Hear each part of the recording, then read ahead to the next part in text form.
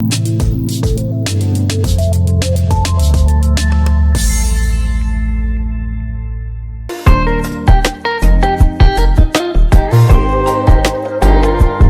मुंबई भाजप जिल्हाध्यक्ष राजेश पाटील यांनी आज पत्रकार परिषद घेत भाजप विरोधात बंडखोरी करणाऱ्यांवर कठोर भूमिका जाहीर केली। भाजपच्या अधिकृत उमेदवारांविरोधात उभे राहिलेल्या सर्व बंडखोरांचे भाजप सदस्यत्व रद्द करण्यात आले असून त्यांचा आता पक्षांध राहिलेला नाही असे त्यांनी स्पष्ट शब्दात सांगितले।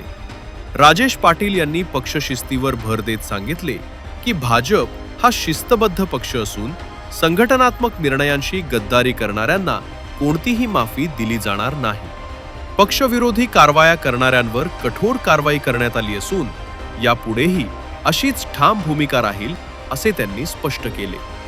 यावेळी त्यांनी नवी मुंबई महापालिका निवडणुकीबाबत मोठा विश्वास व्यक्त करत सांगितले की नवी मुंबईमध्ये भाजपचीच सत्ता येणार असून सर्वाधिक नगरसेवक भाजपचेच असतील। विकासाच्या मुद्द्यावर भाजप निवडणूक लढवत असून जनतेचा पाठिंबा पक्षाला मिळत असल्याचा विश्वासही त्यांनी व्यक्त केला। पत्रकार परिषदेत राजेश पाटील यांनी कार्यकर्त्यांना एकजुटीनं काम करण्याचे आवाहन करत भाजप नवी मुंबईत ऐतिहासिक यश मिळवेल असा ठाम दावा केला।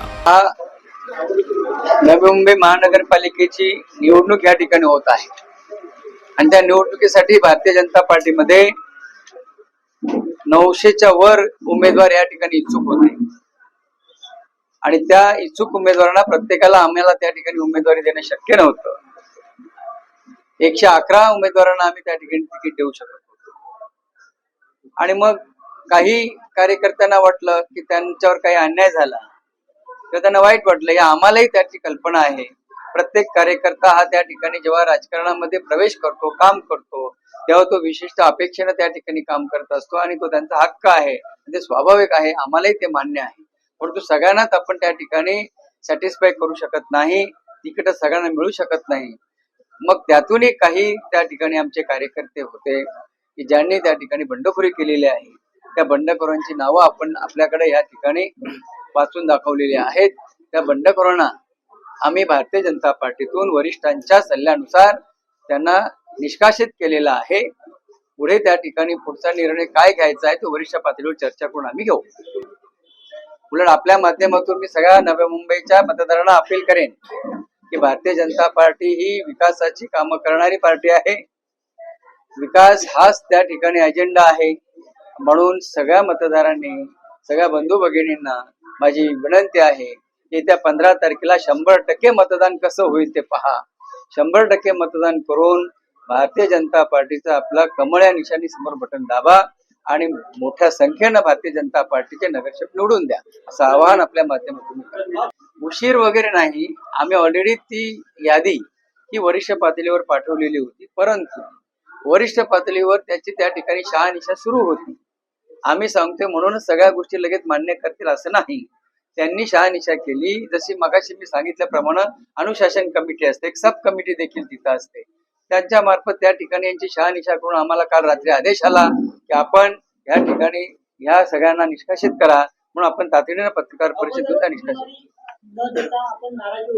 बघा, असं काही नाही, आयत्या वेळेवर वगैरे असं काही नसतं।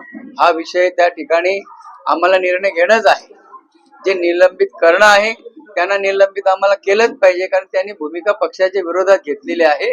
त्याच्यामुळे असं काही नाही, कधीही केलं तरी पक्षाच्या मतदारांवर, नवी मुंबईच्या जनतेवर आमचा विश्वास आहे। अजिबात त्या ठिकाणी कुठल्याही प्रकारचा मतदानावर फरक पडणार नाही, उलट मतदानावर जास्त प्रभाव पडेल आणि चांगल्या प्रकारे आमचे नगरसेवक त्या ठिकाणी निवडून येतील। हा मी नाही ठरवू शकत निर्णय, हा निर्णय पक्ष पातळीवर निर्णय होईल, परंतु त्याबाबत कुठल्याही प्रकारचं मी भाष्य करू इच्छित नाही। कायम जोपर्यंत वरिष्ठ पातळीवर दुसरा निर्णय घेतला जात नाही तोपर्यंत निलंबन। आपकी आवाज, आपकी खबर। जुड़े रहिए आवाज टुडे के साथ और सब्सक्राइब करना ना भूलें।